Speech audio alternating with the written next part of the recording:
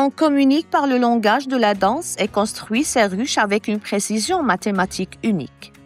Une géométrie divine qui a déconcerté les scientifiques et émerveillé les esprits. Un règne militaire pour la reine, où l'obéissance n'est pas une option mais un devoir qui ne nécessite ni discussion ni réflexion.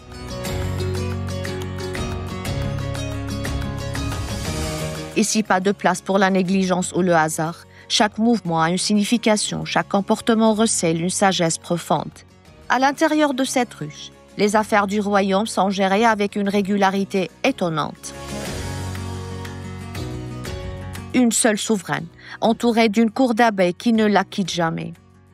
Une discipline que les scientifiques attribuent aux vibrations sonores émises par les abeilles pour stimuler les paresseuses, comme une dose de caféine qui les active instantanément et les pousse à chercher un champ de fleurs.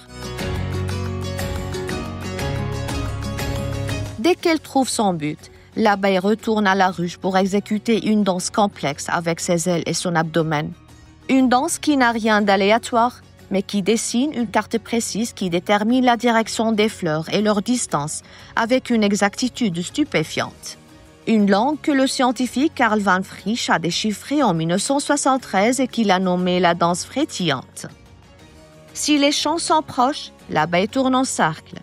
S'ils sont éloignés, elle trace une ligne divisée indiquant la direction par des secousses rapides ou lentes selon la distance.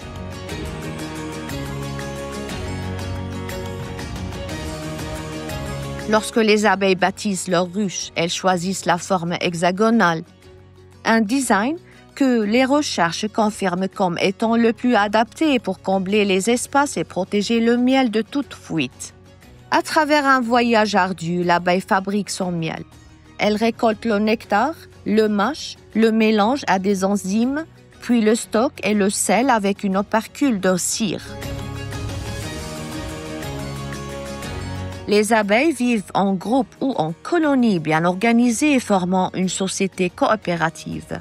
Un système précis où chacun joue un rôle bien défini. Les ouvrières sont chargées de récolter le nectar et de le stocker dans des alvéoles.